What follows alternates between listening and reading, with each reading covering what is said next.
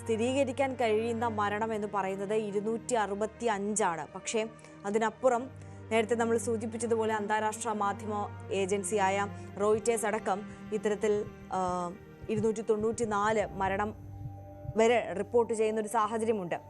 എന്നിരുന്നാൽ പോലും 265 മൃതദേഹങ്ങളാണ് ഇപ്പോൾ അവിടുത്തെ സർക്കാർ സിവിൽ ഹോസ്പിറ്റലിൽ ഉള്ളത്. അതുകൊണ്ടാണ് സ്ഥിരീകരിക്കുന്ന കണക്ക് 265 എന്ന് നമ്മൾ ആവർത്തിച്ച് പറയുന്നത്. പക്ഷേ അവിടുത്തെ പ്രദേശവാസികളിൽ ഇനിയും പലരെയും കണ്ടെത്താനുണ്ട് എന്ന ഒരു സാഹചര്യം കൂടി നിലനിൽക്കുന്നതിനാൽ ഗുരുതരമായി പരുക്കേറ്റവർ ആശുപത്രിയിൽ കഴിയുന്നു എന്ന സാഹചര്യം ഉള്ളതിനാലും മരണസംഖ്യ ഇനിയും ഉയർന്നേക്കാം എന്നുള്ള ആശങ്ക നമുക്ക് മുന്നിൽ ഇപ്പോഴും അവശേഷിക്കുകയാണ്, അല്ലേ? തീർച്ചയായും ആര്യ സൂചിപ്പിക്കുന്നത് പോലെ തന്നെ മരണസംഖ്യ 290 മുകളിലേക്ക് ഉയർന്നിട്ടുണ്ട് എന്നുള്ളതാണ് സ്ഥിരീകരിക്കാത്ത വിവരങ്ങൾ. പക്ഷേ ഇപ്പോൾ ടെക്നിക്കലി പുറത്തു വന്നിട്ടുള്ള അറിയിപ്പുകൾ മാത്രമാണ് നമുക്ക് ഒഫീഷ്യലി പങ്കുവെക്കാൻ പ്രേക്ഷകരുമായി സാധിക്കുകയുള്ളൂ. അതിൽ തന്നെ എയർ ഇന്ത്യ കൺഫേം ചെയ്തിട്ടുള്ള മരണം എന്നതാണ് സാങ്കേതികമായി വളരെ കൃത്യമായി ഉള്ളത്. അതായത് യാത്രക്കാർ 230, അതോടൊപ്പം തന്നെ 12 ക്രൂ മെമ്പേഴ്സ്, അങ്ങനെ 242 പേരിൽ 241 പേരും മരണപ്പെട്ടു എന്നുള്ള സ്ഥിരീകരണം എയർ ഇന്ത്യയുടെ ഭാഗത്ത് നിന്ന് ഉണ്ടാകുന്നുണ്ട്. ഇതിൽ തന്നെ 169 ഇന്ത്യക്കാർ ആണുള്ളത്, രഞ്ജിത ഉൾപ്പെടെ. 70 വിദേശ പൗരന്മാർ മരിച്ചിട്ടുണ്ട്. ആ 70 വിദേശ പൗരന്മാരിൽ 53 പേർ ബ്രിട്ടീഷ് പൗരന്മാരാണ്, 7 പേർ പോർച്ചുഗീസ് സ്വദേശികളാണ്, ഒരു കാനഡയിൽ നിന്നുള്ള പൗരനും മരിച്ചിട്ടുണ്ട്. മരിച്ചവരിൽ 11 കുട്ടികളും 2 കൈക്കുഞ്ഞുങ്ങളും ഉൾപ്പെടുന്നുണ്ട് എന്നുള്ളതാണ്. ഇത് സങ്കീർണമാകുന്നത് ഈ അപകടം ഉണ്ടായി വിമാനം തകർന്നു വീണത് BJ മെഡിക്കൽ കോളേജ് കോമ്പൗണ്ടിലേക്കാണ് എന്ന് നമുക്കറിയാം. അവിടെ ഹോസ്റ്റൽ മുറിയും ക്വാർട്ടേഴ്സുമൊക്കെ പ്രവർത്തിച്ചിരുന്ന സ്ഥലം കൂടിയാണ്. അങ്ങനെയാണ് മെഡിക്കൽ വിദ്യാർത്ഥികൾ അടക്കം മരണപ്പെട്ടിട്ടുള്ള സാഹചര്യം ഉണ്ടാകുന്നത്. ഈ മരണസംഖ്യയുമായി ബന്ധപ്പെട്ട വിവരങ്ങൾ കൃത്യമായി നമുക്ക് പങ്കുവെക്കാൻ പറ്റാത്തത് ഈ അപകടം ഉണ്ടായത് ഇങ്ങനെയൊരു പ്രദേശത്താണ് എന്നതുകൊണ്ടാണ്. ഒരു പക്ഷേ ജനവാസ മേഖലയായിരുന്നില്ല എങ്കിൽ വളരെ പെട്ടെന്ന് കൃത്യമായൊരു ഡേറ്റ ഈ ഫ്ലൈറ്റ് ഡേറ്റകളുടെ അടിസ്ഥാനത്തിൽ നമുക്ക് പ്രേക്ഷകരുമായി പങ്കുവെക്കാൻ സാധിക്കുമായിരുന്നു. പക്ഷേ ഇപ്പോൾ നമുക്ക് അതിന് സാധിക്കാത്തത് ഈ BJ ഹോസ്പിറ്റൽ കോമ്പൗണ്ടിൽ ആണ് ഈ വിമാനം തകർന്നു വീണത് എന്നതുകൊണ്ട് തന്നെയാണ്. അതോടൊപ്പം നേരത്തെ ആര്യ സൂചിപ്പിച്ചതുപോലെ നിരവധി ആളുകൾ ഇപ്പോൾ ആശുപത്രിയിൽ തുടരുന്ന സാഹചര്യമുണ്ട്. അതിൽ ചിലരുടെ നിലയെങ്കിലും ഗുരുതരമാണ്. അതോടൊപ്പം തന്നെ ആരൊക്കെയാണ് മിസ്സിംഗ് എന്നതും വളരെ പ്രധാനപ്പെട്ടതാണ്. ഇപ്പോൾ ഈ മെഡിക്കൽ വിദ്യാർത്ഥികൾ ആരൊക്കെ മിസ്സിംഗ് ആണ് എന്നത് തീർച്ചയായും അവിടെ ഡേറ്റകൾ ഉണ്ടാകും. ഹോസ്റ്റലിൽ താമസിച്ചിരുന്നവരുടെ ഒപ്പം ക്വാർട്ടേഴ്സിൽ താമസിച്ചിരുന്നവരുടെ വിശദാംശങ്ങൾ ഉണ്ട്. അതേസമയം ഈ ഹോസ്റ്റലുമായി ബന്ധപ്പെട്ട് ജോലി ചെയ്തിരുന്നവർ, ആ പ്രദേശത്ത് ഉണ്ടായിരുന്ന മറ്റുള്ളവർ, ഇവരിൽ എത്ര പേർ മിസ്സിംഗ് ആണ് എന്നത് സംബന്ധിച്ച കൃത്യമായ ഡേറ്റകൾ ഉൾപ്പെടെ ഇനിയും ലഭിക്കേണ്ടതുണ്ട്. ഒപ്പം ഈ മരണം എന്നത് സ്ഥിരീകരിക്കണമെങ്കിൽ ഇതിൽ ഏറ്റവും എടുത്തു പറയേണ്ടത് ഈ 242 യാത്രക്കാരുമായി ബന്ധപ്പെട്ട രേഖകൾ വളരെ കൃത്യമായി ഉള്ളതുകൊണ്ട് തന്നെ അവർ മരണപ്പെട്ടു എന്നത് സംബന്ധിച്ച ഒരു സ്ഥിരീകരണത്തിലേക്ക് പോകാൻ നമുക്ക് സാധിക്കും. പക്ഷേ ഈ ആശുപത്രിയിലും അല്ലെങ്കിൽ അതിൻ്റെ ക്വാർട്ടേഴ്സിലും ക്യാൻറ്റീനിലുമൊക്കെ ഉണ്ടായിരുന്നവരിൽ ആരൊക്കെ മരണപ്പെട്ടു എന്നത് DNA പരിശോധന, നേരത്തെ ശശിനാരായണൻ സൂചിപ്പിച്ചു, രഞ്ജിതയുടെ മൃതദേഹം തന്നെ വീണ്ടും കിട്ടണമെങ്കിൽ അതിന് DNA പരിശോധന എന്നത് നിർബന്ധമാണ്. ഈ മൃതദേഹങ്ങളിൽ ചിലത് മാത്രമാണ് ഇപ്പോൾ തിരിച്ചറിയാൻ സാധിക്കുന്നത്. മറ്റു പലരുടെയും മൃതദേഹങ്ങൾ തിരിച്ചറിയാൻ സാധിക്കാത്ത സാഹചര്യത്തിൽ ആണ് ഉള്ളത്. അതുകൊണ്ട് തന്നെ ഇപ്പോൾ അധികൃതർ മുൻഗണന നൽകുന്നത് DNA പരിശോധനയ്ക്കാണ്. വരും മണിക്കൂറുകളിൽ ഒരു യുദ്ധകാല അടിസ്ഥാനത്തിൽ തന്നെ ഇത്തരം കാര്യങ്ങൾ മുന്നോട്ട് കൊണ്ടുപോകും. അങ്ങനെ എത്രയും പെട്ടെന്ന് DNA സാമ്പിൾ ബന്ധുക്കളിൽ നിന്ന് ശേഖരിച്ചതിന് ശേഷം അത് സാമ്യമുണ്ടോ എന്നത് നോക്കി ആയിരിക്കും മൃതദേഹങ്ങൾ വിട്ടു നൽകുക. ഒപ്പം ഒരു കാര്യം കൂടി സൂചിപ്പിക്കേണ്ടത്, പല മൃതദേഹ അവശിഷ്ടങ്ങളും ഇപ്പോൾ ഉണ്ട് എന്നതാണ്. നമുക്കറിയാം 1,00,000-ലധികം ലിറ്റർ ഫ്യുവൽ ആയിരുന്നു. ഈ വിമാനത്തിൻ്റെ ഫ്യുവൽ എന്നത് ഏറ്റവും ക്ഷമതയുള്ള ഫ്യുവൽ ആണ്. വളരെ പെട്ടെന്ന്, ഒരു പക്ഷേ പെട്രോളിനേക്കാൾ ഡീസലിനേക്കാളൊക്കെ ക്ഷമതയുള്ള ഇന്ധനം ആണ്. അതുകൊണ്ട് തന്നെയാണ് ഒരു സ്ഫോടന സ്വഭാവം ഈ അപകടത്തിനുണ്ടായിരുന്നു എന്ന് രക്ഷപ്പെട്ട രമേശ് വിശ്വാസ് പറഞ്ഞ ഒരു സാഹചര്യം ഉണ്ടാകുന്നു. രമേശ് വിശ്വാസിൻ്റെ പ്രാഥമികമായ പ്രതികരണം അനുസരിച്ച് അപകടത്തിൻ്റെ ഒരു സ്വഭാവം പറയുന്നത് വിമാനം പറന്നുയരുന്നു, ഉടനെ തന്നെ വിമാനം അപകടത്തിലേക്ക് എന്ന നിർദ്ദേശം ലഭിച്ചു. ആ നിമിഷം തന്നെ വിമാനം പെട്ടെന്ന് വലിയ താഴ്ചയിലേക്ക് താഴുന്നതായി മനസ്സിലാക്കി എന്നുള്ളതാണ്. രമേശ് ഇരുന്നത് 11A സീറ്റ് നമ്പർ ആണ് എന്നതാണ്. ഈ 11ാം സീറ്റ് നമ്പറിന് ഇടയിൽ ആണ് എമർജൻസി എക്സിറ്റ്, അതായത് 11ാം നമ്പർ സീറ്റിന് തൊട്ടു മുന്നിൽ മുന്നിലായി ഒരു ഗ്യാപ്പ് ഉണ്ട്, മറ്റ് സീറ്റുകളുമായി ഒരു ഗ്യാപ്പ് ഉണ്ട്. ആ ഗ്യാപ്പ് എന്നതാണ് എമർജൻസി എക്സിറ്റ് എന്നത്.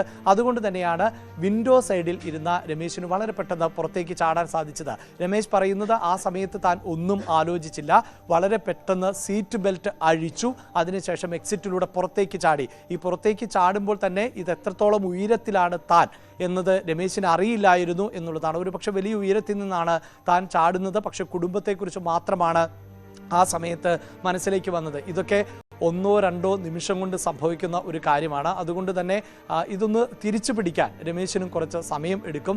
എങ്ങനെയാണ്, എന്താണ് സംഭവിച്ചത് എന്നത് ഇതിപ്പോൾ പ്രൈമറിയായി രമേശ് നൽകുന്ന ഇൻപുട്ടാണ്. അതിൽ നിന്ന് രമേശ് പറയുന്നത് തൻ്റെ തൊട്ടു മുന്നിൽ ആയിരുന്നു എമർജൻസി എക്സിറ്റ്, താൻ വിൻഡോ സൈഡിൽ ആയിരുന്നു. അപകടം എന്ന് അറിയുമ്പോൾ തന്നെ അതൊരു വലിയ സ്ഫോടന ശബ്ദം താൻ കേട്ടു എന്നാണ്. അതുകൊണ്ട് തന്നെ ഈ തീപിടുത്തമുണ്ടായത് എവിടെ നിന്നാണ് ആരംഭിച്ചത് എന്നതൊക്കെ ഇനി അറിയേണ്ടതുണ്ട്. പക്ഷേ ഈ 11ാം സീറ്റ് നമ്പർ എന്നതൊക്കെ ഫ്ലൈറ്റിൻ്റെ മുന്നിൽ വരുന്ന എമർജൻസി എക്സിറ്റിനോട് ചേർന്നുള്ള സീറ്റുകൾ ആണ്. അതുകൊണ്ട് തന്നെ ആ ഭാഗത്തായിരുന്നില്ല ആദ്യം തീപിടുത്തം ഉണ്ടായത് എന്ന് വേണം പ്രാഥമികമായി മനസ്സിലാക്കാൻ. ഒപ്പം സീറ്റ് ബെൽറ്റ് അഴിച്ചു എന്ന് പറയുമ്പോൾ തന്നെ ഫ്ലൈറ്റ് പറന്നുയർന്ന് ഒരു നിശ്ചിത സമയത്തിന് ശേഷം മാത്രമേ സീറ്റ് ബെൽറ്റ് അഴിക്കാൻ ക്രൂ മെമ്പേഴ്സ് ഫ്ലൈറ്റിലെ യാത്രക്കാരോട് നിർദ്ദേശിക്കുകയുള്ളൂ. അതായത് ഒരു സേഫായ ടേക്ക് ഓഫ് നടന്ന് ആകാശപാതയിലേക്ക് എത്തി പിന്നീട് ഷെയ്ക്കിംഗ് ഒന്നും ഉണ്ടാകാത്ത പാതയിലൂടെ സുതാര്യമായി അല്ലെങ്കിൽ വളരെ കൃത്യമായി ആകാശപാതയിലേക്ക് കടന്ന് സഞ്ചാരപഥത്തിലേക്ക് എത്തി നമ്മൾ ഒരു യാത്രയുടെ ഘട്ടത്തിലേക്ക്, അതായത് ഉയർച്ച താഴ്ചകൾ ഇല്ലാത്ത കുത്തനെ വിമാനം താഴത്തേക്കോ ഒന്നും എയർ ഗട്ടറുകളിലേക്കൊന്നും കടക്കാൻ സാധ്യതയില്ലാത്ത ഒരു പാതയിലേക്ക് സേഫായി എത്തുമ്പോൾ മാത്രമാണ് സഞ്ചാരികളോട് സാധാരണ നിലയിൽ സീറ്റ് ബെൽറ്റ് അഴിക്കാൻ പറയുക. അപ്പോൾ രമേശിൻ്റെ പ്രാഥമികമായ പ്രതികരണത്തിൽ നിന്ന് ഒരു കാര്യം വ്യക്തമാണ്, സീറ്റ് ബെൽറ്റ് അഴിക്കുന്നതിനൊക്കെ മുമ്പ് തന്നെ, അതായത് നിമിഷങ്ങൾക്കകം തന്നെയാണ്. അതുമായി ബന്ധപ്പെട്ട് ഇപ്പോഴും കൃത്യമായ ഡേറ്റകളില്ല. ചിലർ പറയുന്നുണ്ട് സെക്കൻഡുകൾക്കകം എന്ന്, ചില പ്രതികരണങ്ങൾ അനുസരിച്ച് ഏതാനും മിനിറ്റുകൾക്ക് ശേഷം എന്നൊക്കെയാണ്. പക്ഷേ എന്തായാലും റൺവേയിൽ നിന്ന് ഏറെ ദൂരെയല്ലാതെയാണ് ഈ അപകടമുണ്ടായത്. അതുകൊണ്ട് തന്നെ അധിക സമയം എടുത്തിട്ടില്ല. പക്ഷേ ആ സമയത്ത് തന്നെ സീറ്റ് ബെൽറ്റ് അഴിച്ച് പുറത്തേക്ക് ചാടാൻ രമേശിന് സാധിച്ചു. പുറത്തേക്ക് ചാടുമ്പോഴും എന്താണ് സംഭവിക്കുന്നത് എന്ന് തനിക്കറിയില്ലായിരുന്നു. എടുത്തു പറയേണ്ടത്, ഇങ്ങനെ ഒരാൾ രക്ഷപ്പെട്ടു എന്നത് രക്ഷാപ്രവർത്തകർക്ക് പോലും തുടക്കത്തിൽ വിശ്വസിക്കാൻ സാധിച്ചിരുന്നില്ല എന്നതാണ്.